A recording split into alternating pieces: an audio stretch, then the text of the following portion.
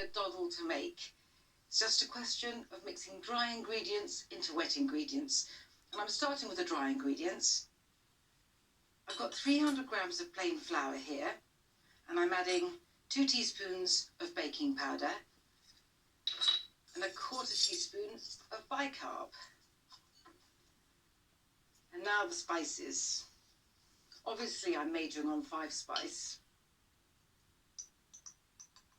I'd expect to find star anise, cinnamon, cloves, 6-1 pepper and fennel seeds in 5-spice. But I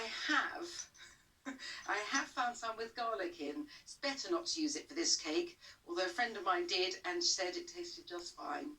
So I want 2½ teaspoons of the 5-spice. And although there is cinnamon in 5-spice, you can't have too much cinnamon at Christmas for me. So I'm adding 1.5 teaspoons. Nutmeg has such a gentle scent, but it still makes itself heard. I'm adding a lot. Were I to measure it, I'd say 1/2 teaspoon.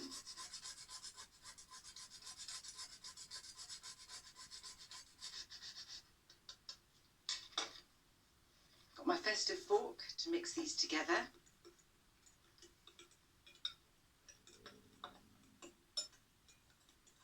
It's already smelling good. So that's the dry ingredients done. Onto the wet.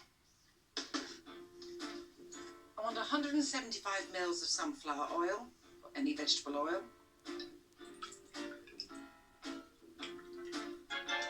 100 grams of soft dark sugar, and I know sugar is not a wet ingredient, but it just absorbs more evenly into the cake this way. I want 250 mils of gleaming glossy black treacle.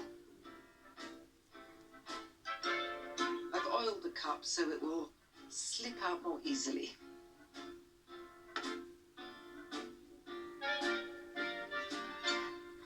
I love its darkness.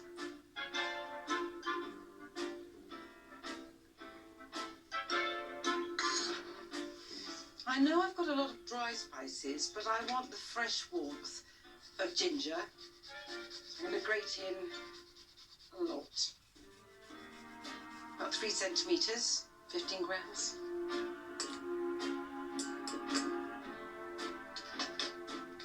Now for the cider, 250 mils. And it marries so well with all the spices. And 3 eggs.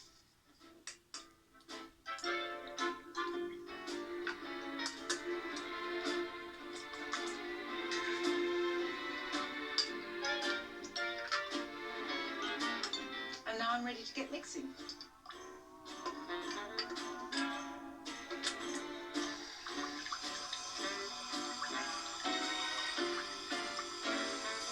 And into this dark pool, I will add my dry ingredients, the festive fork giving way to my seasonal spoon.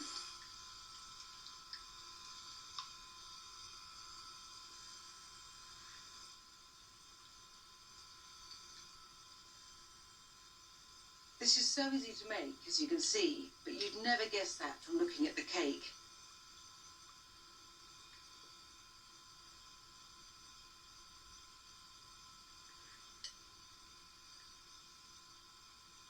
One last spoonful of spice-speckled flour.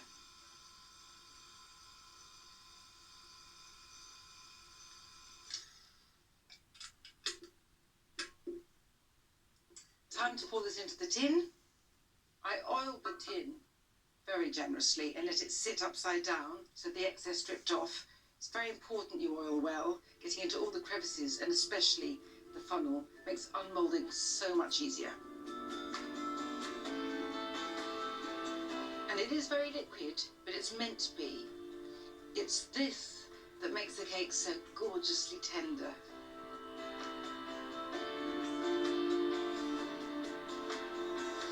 It smells of Christmas even before it's been baked.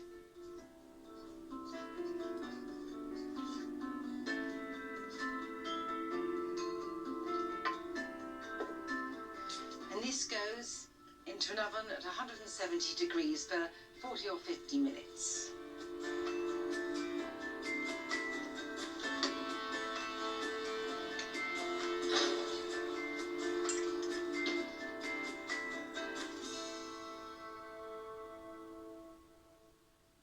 I like to make my tin work for its living, so there are a couple of other cakes I make in it.